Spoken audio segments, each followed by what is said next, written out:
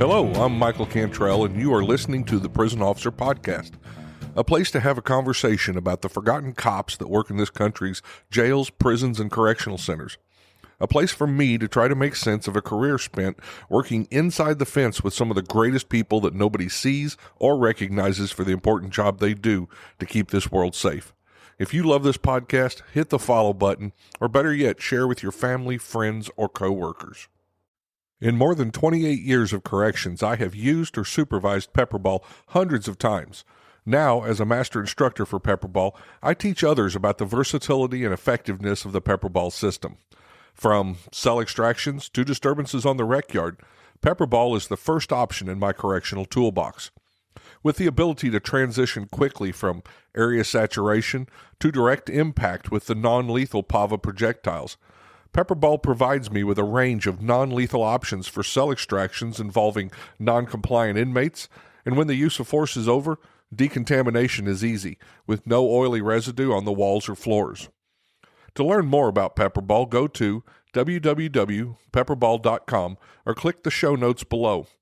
Pepperball is the safer option first. Hey guys, thank you. Welcome back to the Prison Officer Podcast. I'm glad to have you here. Before we get going, I just want to mention one of the new things. If you want more from this podcast, if you want to see more behind the scenes, if you want to hear more from the articles and stuff that I write, check out In the Notes, Behind the Wall. It's a new thing that started with the Prison Officer Podcast where we have a little more conversation. I really enjoy some of the people that have jumped in there. I've got Trey and Ivan, Kathy, James, a lot of you have jumped in there and got this conversation started, so I'm happy about that. And as always, I want to mention Pepperball. You know, Pepperball's been a sponsor of the Prison Officer Podcast for a really long time, and we appreciate them and what they do. And now let's get on with the show. Today, it's it's going to be kind of a different thing than what I've done. I've never really got into politics too much, but this is so important, I think, that it's not politics, it's legislation, even though we depend on our politicians sometimes to do this for us. But I've brought in a gentleman named Jeffrey Noble, and he's a longtime warden administrator. He's got 39 years of experience in corrections and public safety. He was a correctional officer, he was a case manager, unit manager, legislative chief analyst, deputy warden. He's done it all the way from the bottom to the top through the ranks. And he's one of the people who's pushing to get this law that we're going to talk about. Right now, he's working as a certified PREA auditor, ACA auditor. He's been a delegate on an international corrections exchange with Moldova, where they collaborated on strategies to advance global security and rehabilitation standards. He also serves as a criminal justice instructor at Sinclair and Southern State Community College, bringing theory to practice to prepare the next generation, so important, of leaders into corrections. So welcome to the Prison Officer Podcast, Jeff. I'm glad to have you on here. Thank you for taking your time. Oh, absolutely. Before we get started into the subject today, tell me a little bit about your career. How'd you get into corrections? Well, in 1986, I started as actually a youth leader. I worked there part-time when I was going to college. Got hired as a correctional officer at the end of 1986, worked at Pickaway Correctional Institution as an officer, got promoted to a case manager there. So I spent 8 years at Pickaway at that time. Moved over as a case manager to Madison Correctional Institution. My boss, he went over as a deputy warden, kind of coaxed me into coming over there. These are all in Ohio, right? Yes. Okay. Yes, in Ohio. And was a case manager and a unit manager at that facility for 6 years. And that was, again, Pickaway was a level 1 and 2, which in Ohio, that's level 1 being the lowest, level 5 being the highest. That's a supermax. Right. Moved over to Madison. It was a level 3. So worked there for 6 years. Went back to Pickaway as what they call a unit management administrator. Took over the unit management, did that for 5 years, got promoted to the warden's assistant there for 2 years, went to London as a deputy warden and was kind of all the deputy warden's administration, special services, and operations for 9 years. Got promoted to warden there, was there about a year and a half, and that's a level 1 and 2, and got moved over across the street. Madison's right across the street from London. Okay. So got moved over there as a warden, was there for about 2.5 years. And at that point, I was 34 years in the system. So I thought, it might be time to, and I got offered a job with the state legislature here in Ohio, that they have what they call the Correctional Inspection Committee, which oversees the prisons, like goes on tours, writes reports for state legislators. They've since defunded that and moved it to another agency, so I'm out of that. But I was doing that for 5 years. I was a deputy director of that. So that got me, I've seen every prison in Ohio, adult and juvenile. We toured every one of them. So that got me a lot more experience as far as seeing different things, different prisons, how they do things. So you went right into corrections out of college? Yeah. Actually, I went to High University and was looking for a job, was getting to the end of the line, and they offered me. And I think everybody in corrections, you get into it, you're like, I'll get into this and maybe get out of it in a few years. But I stayed in it for 39 years. So that's what I was going to ask you. So what kept you in corrections for 39 years? There's a lot of things.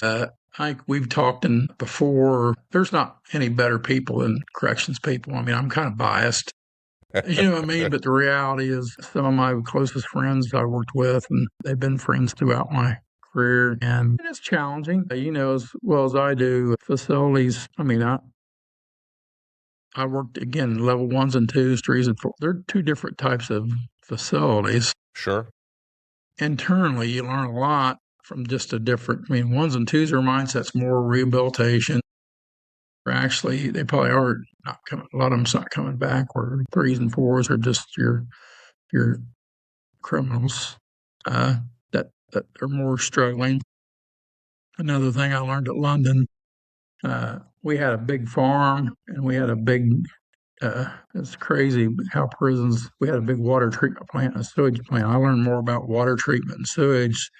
You would think that's not, but we supplied, like 9,000 people with water and sewage. So you learn more about lift stations and clarification. So that was educational. And obviously the farm, we had 3,000 acres and a big dairy farm. So, and I grew up, grandfather was farmers, not quite that scale. I kind of knew how to drive tractors and how to bale hay and, things like that. Absolutely. So is Ohio still doing some of that? Do they still have the farms? No, I was deputy warden. That's a sore spot with a lot of people. Yeah. They phased them out. Now they basically cash rent all their properties. Wow. And the issue with that, I can tell you, people get upset, but I'm sure your audience, it got harder and harder to place people outside the fence because, community corrections facilities have done a pretty good job of diverting low-level offenders to the counties here in Ohio. So most of the guys that come to us have violated probation, which kind of rules you out of working outside the fence. You absconded supervision. You didn't report to your parole officer. So that made it very difficult to get people out. And Ohio is historically an agricultural community. It's changed a lot because, bigger farms produce much more stuff. It was a great experience when I first started. I always said that the farms teach a guy a work ethic. Absolutely. And that's what we do miss, because at London was the biggest prison farm in the state of Ohio, and guys worked. Yeah. Yeah. Missouri, we had the same thing in Missouri. Matter of fact, there for a long time, Missouri took care of itself almost as far as corrections. We had a Wren's farm that did vegetables. I think Algoa did beef. You had Church Farm that did dairy. And, so they kind of took care of themselves. And I did see, just like you said, the work ethic. One thing about living and growing up on a farm, I know the same thing you do. I was around farms my whole life. You learn work ethic. You learn what it's like to get up in the morning. You can't let the animals wait. There's no sleeping in today and that kind of stuff. So I think we're going to miss that. But I understand what you're saying. Yeah, my grandfather always said, if you're lazy, it's not going to be my fault. Right. So he used to tell me and my brothers that. Yeah. So let's talk about what you've been very passionate about, what you've been working with for a while, and that is Andy's Law. Can you kind of walk me through what led up to that, the incident, and I'll let you talk about that. Okay. Andy's Law kind of came into play on Christmas Day, 2014, at Ross Correctional Institution. That's in South Central Ohio, Chillicothe, Ohio. Andy Lansing was a 62-year-old correctional officer. He was working overtime that day, Christmas. He was beaten and killed by an inmate at the Ross Correctional that day. I mean, a side note, met Andy one time, great guy. He was in the military. He served over in Iraq. He went over the prison delegation, served in the military, come back, and he had a break in service. He worked for the Department of Corrections, went over there for a while, came back, and he worked. He was in the military prior. That day he was working, side note was he was working overtime. His kid's going to college to be a pharmacist. Right. And he was working overtime to help pay for his college. And he was about 3 years from retirement. So I shout out to Mark Johnson. I mean, he's a state representative here in Ohio. Great guy. And, you say stuff about politicians, he answers the bell. And he called me that day and wanted me to get down because we mentioned earlier, prison people have a slang. And as a representative, he didn't understand what they were complaining about. A lot of times he wanted somebody, which in my job, that's what I did. So we went down, talked to people, tried to get a better handle on what was going on. And it took off from there. A lot of staff were complaining about issues. Me seeing all the prisons, there's a need to address some issues in Ohio. What were some of those issues? I mean, some of them, are not related to the prison management, but just, I'm sure prisoners, when I started spitting on officers or throwing feces on officers, was was not.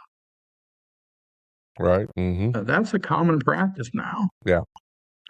So that's an issue. When I started, there were consequences to that. That's why it didn't happen as much back then. Well, we talked about that in the past. I mean, I remember working in segregation as an officer. That happened very seldom, but if it did, you're looking at higher security for sure. And you're looking at what we call local control, 180 days, and that's went away. They don't, the accountability is just not there like it used to be. I've heard people say, well, that's part of the job. I've literally heard people say that, and it's not part of the job. And anybody that's listening that thinks it's part of the job, I challenge you to go to, I guess I shouldn't say this because somebody will do it and then try to sue me, but walk into the mall and spit on a police officer. That's an assault. And in our correctional facilities, that's not treated as an assault most of the time. That's treated as part of the job.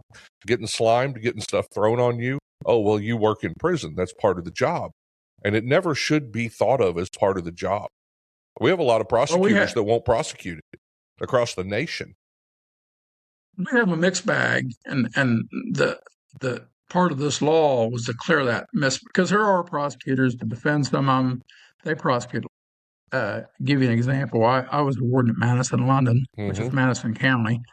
That county took every case. Good. And it's not a rich county. But that prosecutor, basically took every case. And it was how would you say, it was challenging for the county because they're not a rich county, so they don't have a lot of money in the coffers. And then there's others that, like you said, that'll go, and not. I mean, and it's gotten worse. I mean, just in the last month, there was an officer or one of our youth centers. They've got feces thrown on 2 days. Yeah. They're a new officer. Unexcusable. You know as well as I do, that officer's not going to be there. That's what I tell legislators. And similar to what you said, we were just meeting with a senator last week, and we were talking about his aides, and we were talking about it, and they're like, well, how big a deal is it? I said, well, if somebody come here and threw feces on you, would you keep coming to work, or would you start looking for another job? Sure. And that's what's happening in corrections. They're not griping. They're and that's a traumatic event. So absolutely, that's something that's in that law. And obviously, in Ohio, the situation with Lansing, that guy is subject to, he could be tried for the death penalty here. But we wanted to stiffen that murder charge up to a minimum of, life without parole. Which guy? Make sure the guy that killed Andy Lansing, Okay. or at least is accused. His trial has not been.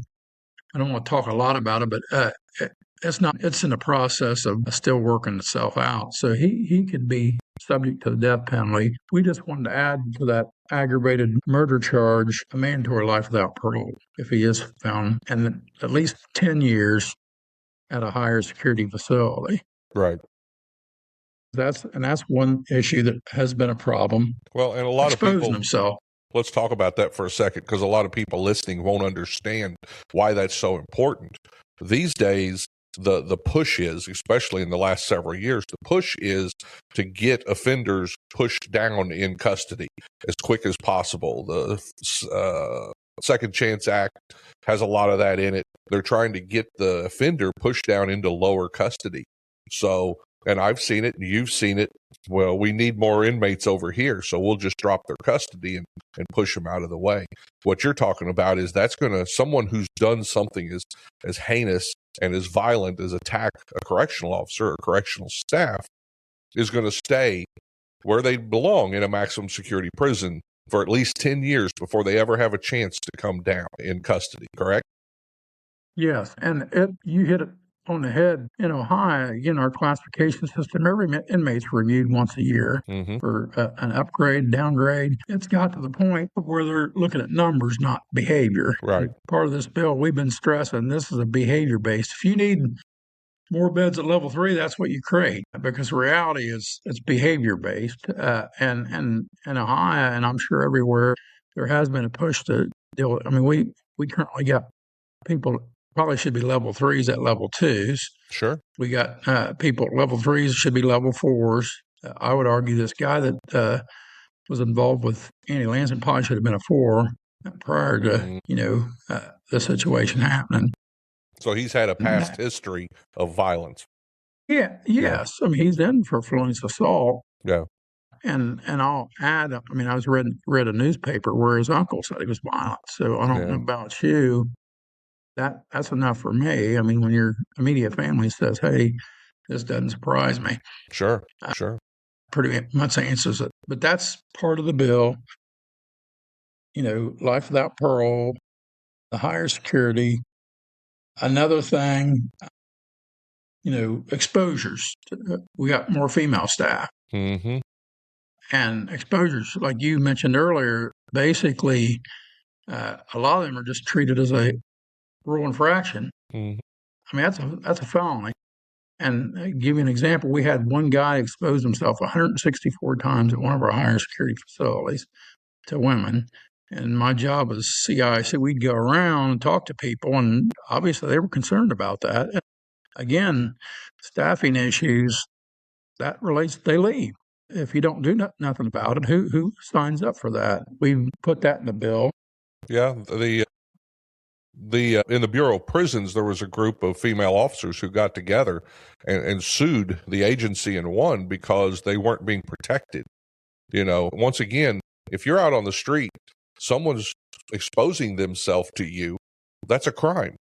And then when you come work inside, all of a sudden they say, "Oh no, you're supposed to put up with that." There's no reason a female officer should ever have to put up with that.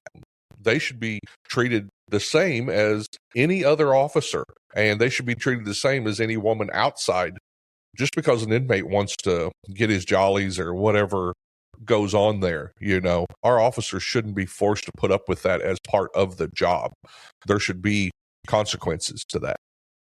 Yeah, and we've stressed that with legislators. Somebody come up here and drop their pants in your office, that guy would go to the county jail and be charged. Yeah. We expect the same treatment for female correctional officers and correctional staff. I mean, they should be held to the same standard. So that's an issue. Now, that's something controversial in the bill, is to create like a sex offender registry for those people exposed, because I'm sure you all talk about. I mean, a lot of people talk about reentry and stuff like that. The community should know these people are committing these felonies prior to moving in beside you. Like I mentioned off the air, I got a granddaughter that I'd like to know if somebody moves in beside my daughter that presents issues like this, flaws behavior, Sure. because they're at risk. They are sex So offenders. I mean, yeah, there's no other way to look exactly. at it. They are sex offenders. Let's label them as such. Let's let it affect their placement too inside the prison. Sex offenders have points in different, I don't know how Ohio does it specifically, but when you're doing classification, sex offender and continuing to do that behavior should put you in higher level security places, should limit you from certain areas. So absolutely they need to be called sex offenders for what they are. Yeah, because my background, I was a unit manager over the sex offender unit in the state of Ohio, so it manifests itself. I mean, that behavior doesn't go away. And if you, how would you say, condone it by not doing nothing, you're going to get more of it. Sure, you're going to give them permission to do it. Yep. Yeah, so that's an issue. Another thing was illegal conveyance, because there are concerns with legal conveyance in the facilities. Currently in the state of Ohio, this law would allow, which I don't know in your background, we don't have detaining authority, which Okay. that creates a problem. If somebody comes in, if they take off, say a visitor comes in, has drugs, if they leave, DRNC doesn't really have detaining, and currently the state patrol has to be there, which they're out on the road. Mm-hmm. Sometimes, these are rural areas, so they may take them 30 minutes to get there. And the person leaves, you can't really detain them. So that's Right. part of the deal. Well, give the listener an example of why that's so important. Well, if a guy comes in, say a visitor comes in, has fentanyl on them, they try to go through the metal detector and entry, and the officer catches them. They have to have the authority, at least the captains and the supervisors there, to detain that person. So when a state police comes, they can arrest them and take them to the county jail. And like I said, when I was in Massachusetts, they'll go to county jail. Yeah. They'll put them in jail. So that's part of the deal. Other part is to start having trained dogs. We have trained dogs Mm-hmm. in DRNC, but they're used sporadically. And you know how it goes. It's a hit and miss proposition sometimes. And we give you an example. When I was a warden at the level 3 and 4 and 5 facility, we didn't have dogs at that time, so we relied on state patrol. Well, they're out on the road. We'd call for one, and sometimes they'd make it, sometimes they wouldn't, and that's not to their, but so part of this law is the mandate that all the level 3 and 4s have a trained dog on site. Nice. To handle that situation. Right. So and then conveyance would apply to anybody. That would be staff, inmates, volunteers, contractors, and that would make that a felony to bring that stuff in. Okay. Increase that felony. So that's one part of the law. Another thing, kind of go back to it, which Ohio, and I don't blame administrators, but when Andy Lansing passed away, in Ohio, your medical insurance is treated like you separate from service. Like I'm sure you retired from the prison system. I did. You get a COLA thing where you can continue your insurance. Mm-hmm. His family got the same thing 5 days after he died on the job, which is very alarming to us. Yeah. And frustrating. I tell legislators, just take it out of my check. You know what I mean? Or I'm sure corrections people wouldn't, if you're that pressed for money, that they wouldn't be willing to donate to that. But reality is, she didn't get that. She found out, she went to her doctor to get a prescription filled. She obviously has some anxiety issues and stress from him dying. And they said, your insurance is no good anymore. Unbelievable. Now, private organizations took up her insurance, but our stance is she shouldn't have to beg and plead. That's part of we protect ourselves and protect our own. Right. And something like that. So that's part of the law too, is make that codified in the law where that standard happens. Absolutely. And I see where it says medical, dental, and vision insurance. That taking care of, I can't imagine what she was going through within those 5 days, and then before you even have a chance to get things lined out, before you even have a chance to, think about how you feel, here's already everything that you had in your life, the money, the insurance, all that stuff being taken away from you. Bam. That's just, we need to take care of the families. As the families go through as much with a correctional officer who works in corrections. It's a stressful job for families also. We can't forget that, because I know I brought it home for 30 years. You can ask my family. They weren't immune to what I went through and the stresses that I brought home and the way I acted sometimes. I wasn't perfect. And we've got to take care of our families as much as we do the officers. So I'm happy to see that there's something in there specifically for the families to make sure that they're still being taken care of. Yeah, because, I was blessed. I never had to deal with a murder of a staff member as a warden or deputy warden, but I did have some serious injuries because we worked in high security. I had to give you an example. I had a guy get his orbital socket fractured. Yeah. It's burned in my brain. I went, I'm sure correction stuff always happens on a Friday night. Yeah. So went to the hospital and had to look at this guy's little girl and little boy and his wife, and that burns in your brain. You know what I mean? Sure. Like you have to take care of these people, and I don't think that's intentional by DRNC or the state, but we just want it codified in the law where it basically says you're going to do it. So when they change administrations, there's no confusion, and they don't have to go through what. And it gets back to this guy. Well, look, he served in the military. He's kind of a, you back them, and you back corrections people. We have to fix that, and that's part of that. No, I don't know how else you want to. I mean, we have got some administrative changes because obviously prisons have gotten off. I mean, we've talked. At least my experience, they've gotten off the beaten track. This rehabilitation at all costs, and that's not totally true. Right. I mean, this bill is not an anti-inmate bill. It's an anti-misbehavior bill. If you misbehave, you're going to be dealt with. And that falls into, because Ohio's, let's put it this way. When I was a warden, if you were 7% vacancy rate, you were worried to death.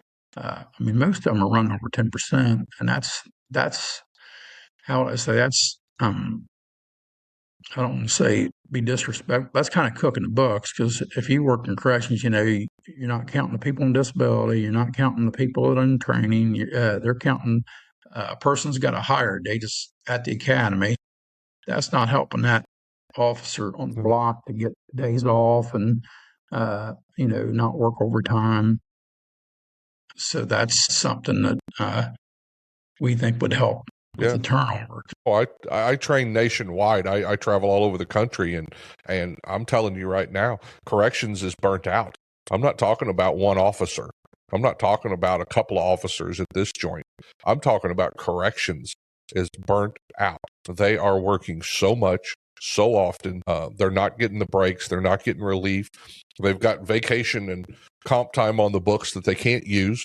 So anything we can do to make that better, to try to get, which, that's a lot of what we do on this program, is talk about the leadership and the training, because throwing money is not going to get you more officers. They've got to, just like this, they've got to feel safe when they go to work. They've got to feel respected. And I think that's a lot of what this law is about. Don't you? Yeah. Well, there's a lot of, like I said, I talked to a lot, and to get back to your point, when I went around to all the prisons, it's alarming when you have a 28-year employee begging you to do something because they're getting mandated. They're not signed up for that. I don't know about you. I'm an older guy. They mandate me 3 days in a row. I probably, for one, I'm not going to be worth I'm going to be a subpar staff member because I'm tired. And again, the quality of life. Give you an example. The guy I'm a friend, his son got into it. He got out of it basically because the juvenile place is so volatile that he's got a little kid. He didn't want to be on disability and lose 30% of his pay. So he just got out of corrections, which, that's what that's what's happening. Mm-hmm. And that's everywhere. So, yeah, people's got to wake up. It's just not the money. No. I mean, the money's good. I do think they can make some modifications. I'm sure your audience can relate. Retirement, they've ate away at retirement. Like when I first started, 30 years and out, and you got medical benefits. Now you got to do basically 35 or 55, and you don't get your medical benefits. So basically, people are just voting with their feet. They're going to Amazon. They're going to somewhere else, and we're losing quality people because of that. To keep on this law, I don't know what else you want to. I mean, we'll talk about security reforms. Now, this has been controversial on a high, and I don't know where every statewide or nationwide. We're saying go to no contact visiting at level 3, 4, and 5. Because if you've ever worked in prisons, again, the people at level 3, 4, and 5 are there for misbehavior.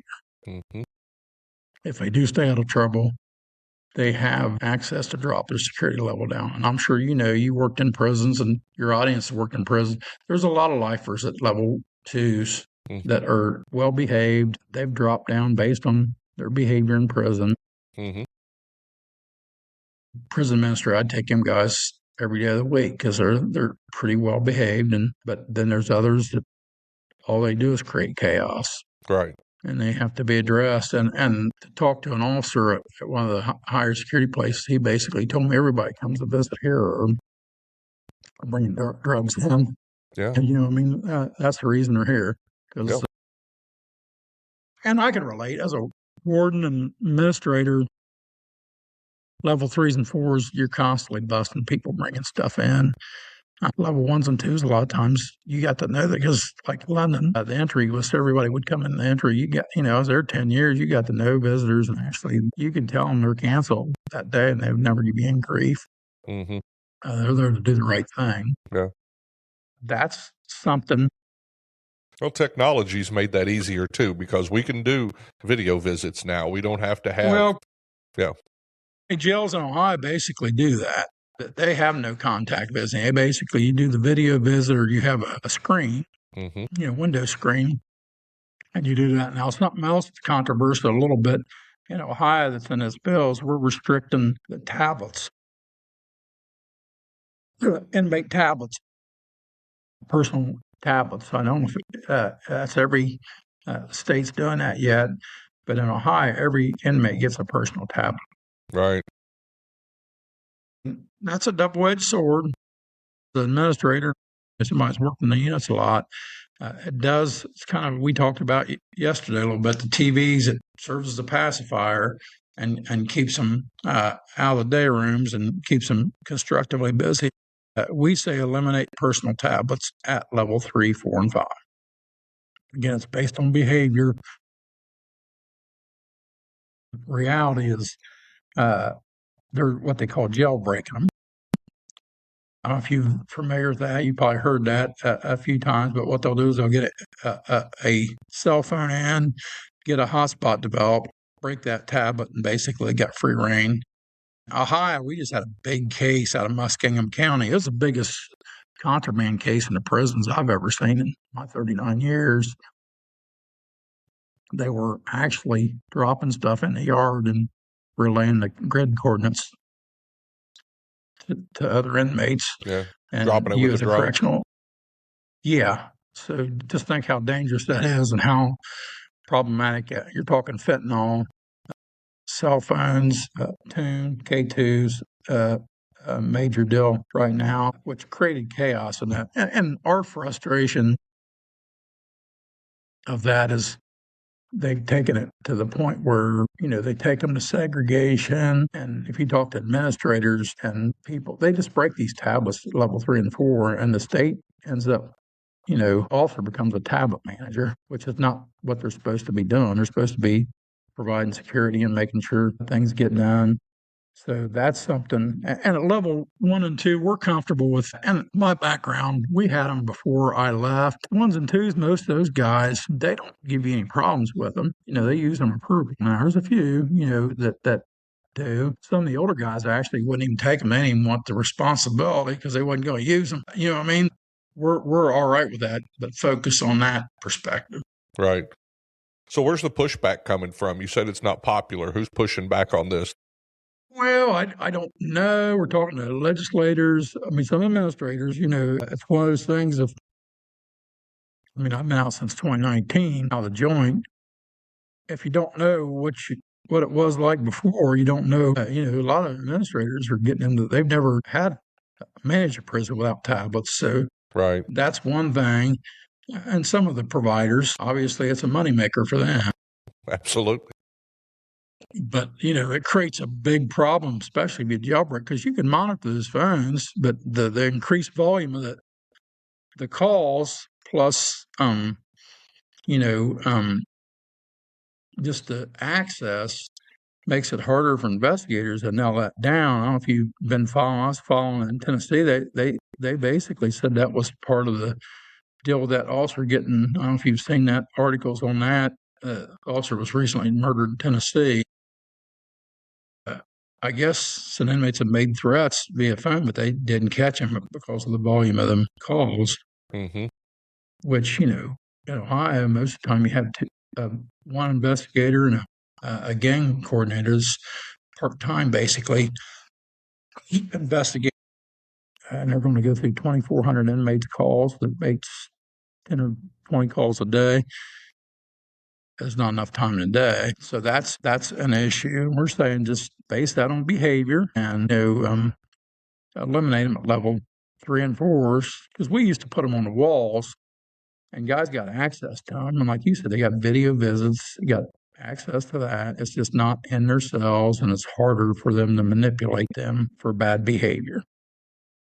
Yeah, communication, people don't realize communication outside the prison is such a security problem for us. Last year, Idaho inmate he coordinated an outside assault on a medical trip. He told him when he was going to go out because he faked an injury. He told them how they were going to be armed, which hospital. And so they assaulted the crew when they got to the hospital. And that was all coordinated over phones that had been, illegal phones, cell phones had been dropped in the prison. People think, well, they're just making calls. No, they're running businesses. They're putting hits on people outside the prison. They're making drug deals. They're doing drone drops. Everything you can imagine. All that illegal activity is because of these illegal cell phones inside. And tablets can do the same thing. Yeah, because like I said, you can jailbreak them and basically get a Wi-Fi connection. Sure. And they're just like me and you made a call yesterday. It's not, I know the federal government's working on how to reduce that, but at the same time, they're not working very fast.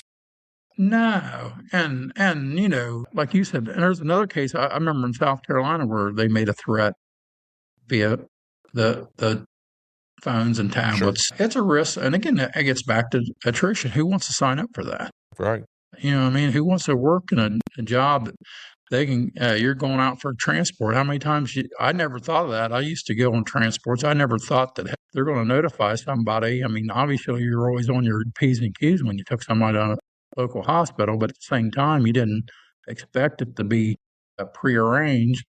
Right. And puts people at risk, and that eats away at the staffing. They're like, hey, I didn't sign up for this. And we've had people, get threats like, they can hack on the Facebook. I had a situation before I retired that an officer didn't do nothing inappropriately, but inmate found her on Facebook. Mm-hmm. Legal cell phone. Sure. And tried to put the press on her. You know what I mean? Yep.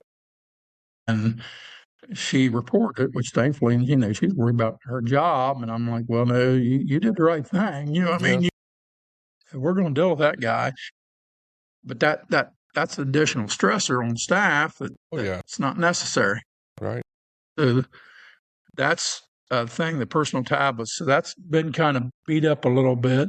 And, there a lot of folks are arguing, well, they can provide education and stuff like that. Well, just provide it and pick it back up from them.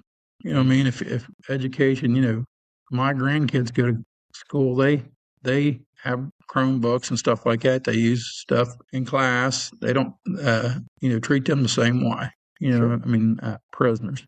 Yeah. Now, another controversial one is, now, do you got any questions on that? Another controversial one I'm ready for the next one, I think. is eliminating college at level 3 and 4. Okay. Nope, that wasn't the one I was 3, 4, thinking. and 5. So that's controversial. Obviously, colleges are making money off that. Our thought is if you're going to restrict that, 3s and 4s, Ohio is just wasting money. Mm-hmm. Most of those guys aren't graduating; they're getting in trouble. 1s and 2s again, and I can relate to that on both. I mean, as a case manager, I was a case manager, higher security and lower security.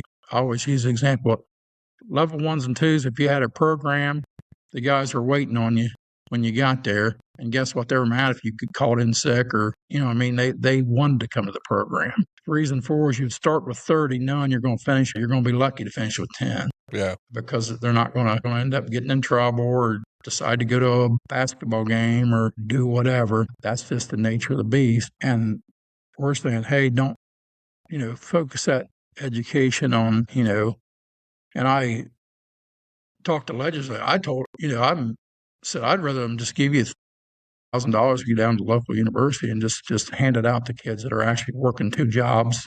Absolutely. You know what I mean? Yeah. Put that money where it'll do the most good. Yeah. Yeah. And make them earn it inside. If you want education at those levels inside, let somebody else pay for it. Why should I, as a taxpayer, pay for an inmate to get a college education inside? I have a high school diploma. I just did however many years, 30 inside with a high school diploma. Work ethic, the things that are missing in their life have nothing to do with whether or not they have read Henry David Thoreau. That's not what they need. They need work ethic. They need an alarm clock. They need somebody to mentor them and show them how to take care of their life. They don't need these college classes. It's funny you say that. I had a lot of conversations with people, and I've been blessed. I earned a master's degree eventually, but I had a lot of conversations with people that they come to work, and I'm like, because a couple of people got offended because we didn't promote them. One for example, the lady I promoted, she graduated from high school, but I can relate with promote her because she shows up all the time. She does the job. As an administrator, you keep track of what they're doing. And towards the end of the month, you would have to prod the people that can't get the stuff done. And I told the guy that was complaining that basically I don't have to, she's never on the list. Yeah. So why would I promote you over her when you're on the list every time? I got to call. So if you can't handle the job you're doing, I'm going to triple your job responsibilities. Basically I told him, if you don't show up, that thing ain't worth the paper's printed on. Yeah. Because we need people, not certificates on the wall. Yeah. Yeah. If somebody wants to pay for an inmate's correspondence courses with college, all the churches, all the volunteer organizations, you are welcome to do that. But I don't think my tax money should pay for, and I'll tell you a perfect example was Inmate Fountain. Inmate Fountain killed his drill sergeant, killed at least 2 inmates while he was inside, and then killed a federal correctional officer. And we had a religious organization who paid for him to get his master's degree in theology. Why? I don't want taxpayers ever to pay for that kind of stuff. I'm at the same, there's not somebody, what's the point of the exercise of giving a murderer higher education when he's never getting out? Give it to the kid down the street here that, it's not in the best situation, that's trying. I'll give you an example. I don't want to get long-winded, but we had internships with our correctional inspection committee. Had a young lady that was going to Ohio State, obviously not from a rich background. You're probably not familiar with High, but High Street runs close to High. All the kids get jobs at the restaurants and stuff like that. Mm-hmm. She called me and worried to death. Great employee. I'd hire her today. She called me and said she can't make it. I went, why? And she said somebody broke her window. She was working at the restaurant, and somebody broke her window. Well, to somebody like that, $700 window might as well be $10,000. Sure. Because she had to take a day off of work, lost the pay, had to pay for something she didn't have the money for. And give it to her. You know what I Sure. mean? Let her have that money. Build a playground She's with it. trying. Yeah. So I'm getting on my, but Ohio, we talked about a little bit yesterday. They've even softened, because as a minister, the rules in Ohio used to be if you get in college, if you have to stay 1 year clear of rule infractions. That Mm-hmm. means anything. You know what I mean? Now they've got it where it's 30 days and you have to have been in restrictive housing to lose your college ability to attend, which you know as well as I do. If you worked in prisons, eggs are always full. So there's guys that should be in SEG, you just don't have no room for them. Mm-hmm. And they're going to college. Because I always use this. I mean, I'll give you another example. Was when I was a warden, we would offer it at level 1, 2. London, a guy caught me. He got kicked out of the program. You know, of course, they leave the important part out. He said, well, you know, they kicked me out for no reason. I'm like, well, why was that? And he said, well, me and an officer got in an argument last night. I said, we got a bingo. You know what I mean? Why would I put you in? I said, what did the officer ask you to do? He said, well, he asked me to stand for count. I'm like, well, that's in the rules. Guess what? I'll write him up if he didn't do that. You know what I mean? He's just doing his job. So why would I reward you for trying to get him fired? Yeah. And he's like, well, you know, that sounds ridiculous. I said, well, don't do it next time. Mm-hmm. Maybe you'll be all right. And I think that's where we got to get back to that, is it's all about behavior. Right. Right. Prisons are easy to manage. Inmates want that. They do. They want the rules to be across the board. The only inmates that don't want that are the ones who are trying to get around the rules. Yeah, the chaos agents, you know, that's not I'm sure being a snitch is not a good thing in prison, but you're walking in the yard of guys, say, hey, sell so-and-so, Mr. Noble. Because, you know, you build a rapport with guys working 34 years that they trust you. And like, hey, you got to do something with this guy because he's going to end up. And, you know, and I've always told legislators and that, if you don't do that, you're making the criminals. Yeah. And guess what? A guy that does felony assault, how's he handle problems? Mm-hmm. He felony assaults. Yeah. Yeah. And if you don't do it, they're going to do it. And it's not going to be the way you want it. Yeah. Hit this executive qualifications. I find this interesting. Well, in Ohio, that's the legislature. Actually, one of the legislators, he's a retired patrol officer, lieutenant. So in Ohio, there's no, codified job description for a director of prisons. Mm-hmm. The parole superintendent, there's very specific, and that's where that came from. Sure. After this thing, I mean, the director's a nice lady, dealt with. It's just she didn't have the background to run. You know, it gets back to that. Not everybody can be rehabilitated. Right.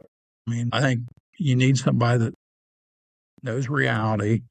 I always use, with legislators, why are we putting Charles Manson through college? It doesn't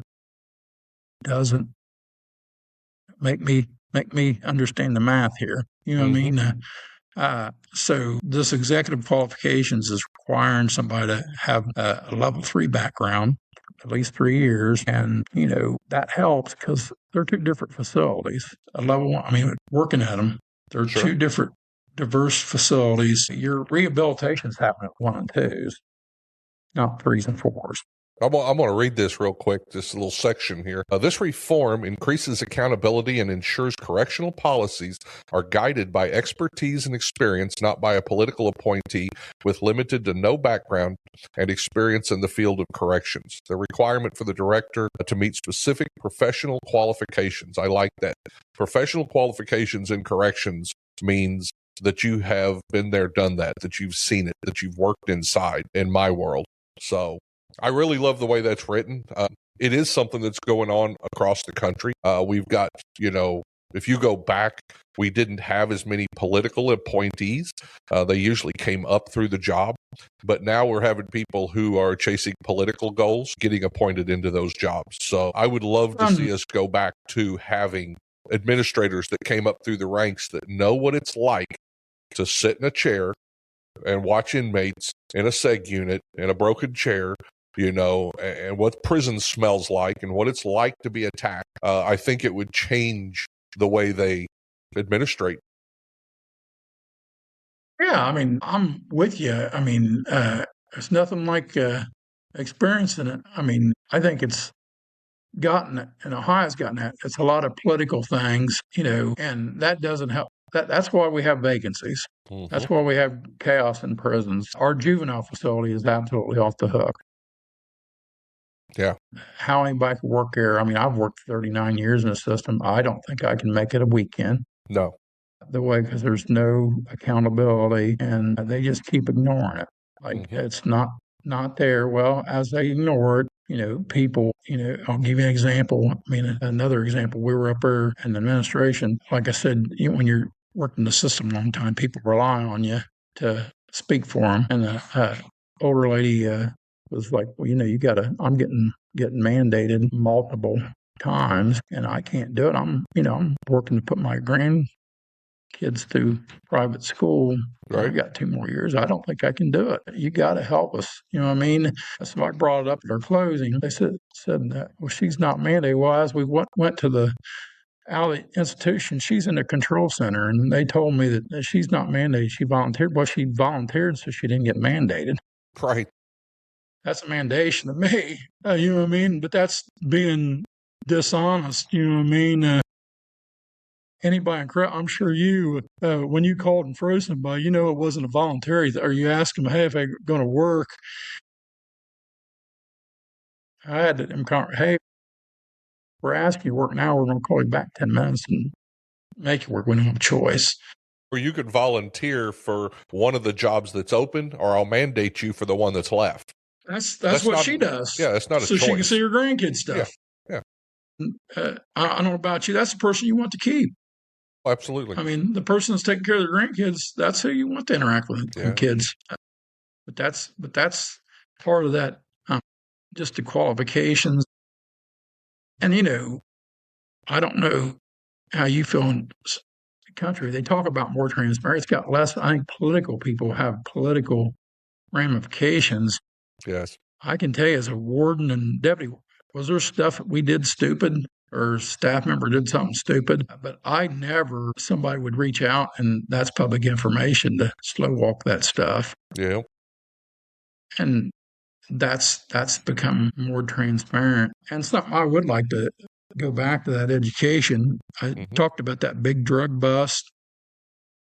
The rules have been watered down so much. One of those guys was a big influencer in that drug situation, Ross Correctional right now in college at state taxpayers' expense, where Andy Lansing got killed a year and a half ago.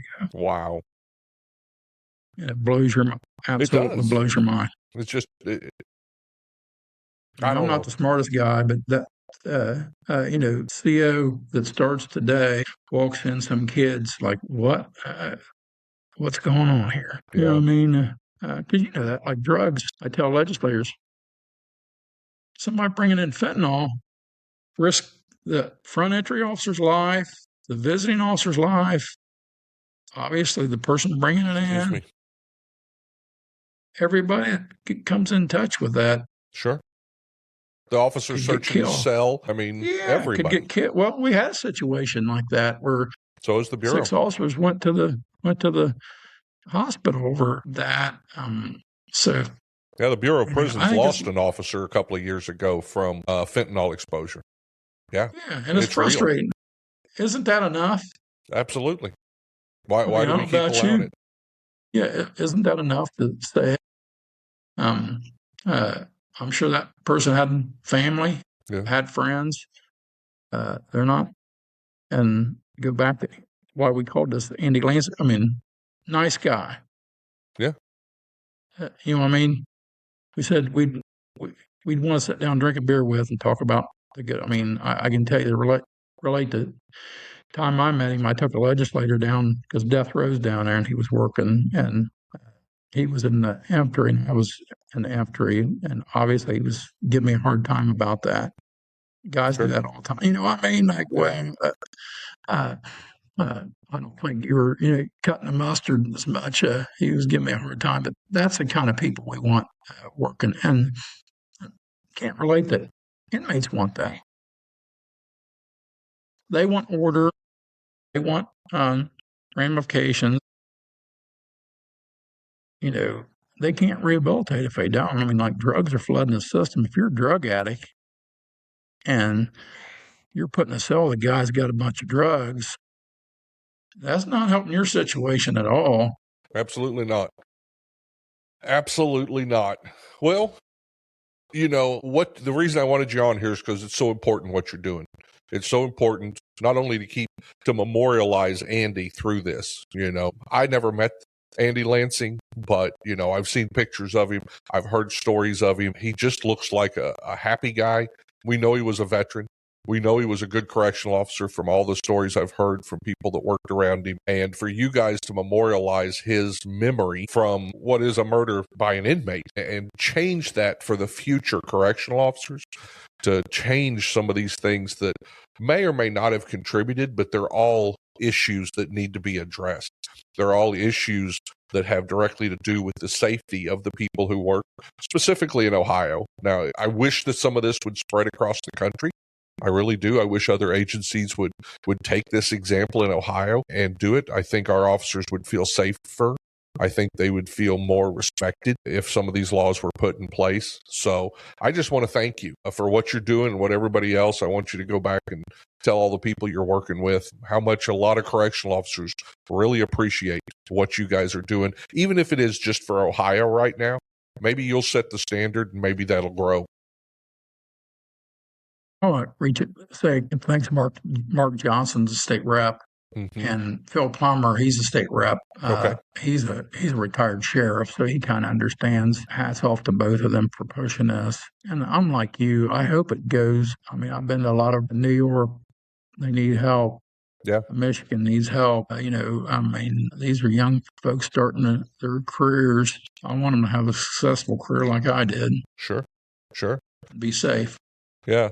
So in the notes, I will put a link to, you think it's okay if I put a link to the... Yes. Actually, I'm a long talker. I don't know if you noticed that. I feel like Rick wrote it down. People are listening. If they want to reach out to Senator Nathan Manning, okay, Ohio Senate, he's the head of the Judiciary Committee. We've had our first hearing on, it passed with 3 no votes in the high house. So that tells you across the board. The Senate, it goes through committee hearings. It's went through the first hearing, but it has to go to at least 2 more. And we're wanting it to be pushed through so this gets on the books. Yeah. Because we've had people get injured, like at survivor's benefits. We don't want some staff member to have to live that again. No. But you can reach out, to Nathan Manning, Ohio Senate. I had it written down here. That's okay. I'll get it and we'll put it in the notes. Yeah, I'll email you the name and address or the number, the email. But reach out to him and other corrections people throughout we've had a few folks from different states, talk to us about it. It's a start, but we have to do stuff for these correctional people. I'm sure you're everywhere, all over the country. It's just not in Ohio. These folks do the Lord's work. We have to support them. Absolutely. Well, thank you so much for being on here, Jeff. I appreciate it. I know everybody's going to love hearing about this. I'll get with you and make sure we get all the information put in the show notes. So, guys, when you get done, go down to the show notes. Those will be the links that you need to contact the people who are working so hard on this. If you haven't done it, hit that like button, subscribe to the channel so you know the next time we've got somebody on. Hope you have a great day, Jeff. I appreciate it, man. Appreciate you taking the time and appreciate your service to the corrections community. Absolutely. Thank you. Thank you. If you enjoy these podcasts, the best way to support the Prisoner Officer Podcast is to share these episodes with your friends or family on social media. let me invite you to visit www.theprisonofficer.com. If you haven't already, check out the Prison Officer Podcast on Facebook and click that little follow button. Or leave us a message, or better yet, leave us a review. And if you're listening to us on Apple Podcast, Google, or Spotify, please click the subscribe button. Till next time, I'm Mike Cantrell. Watch your back, and please take care of each other out there behind those walls.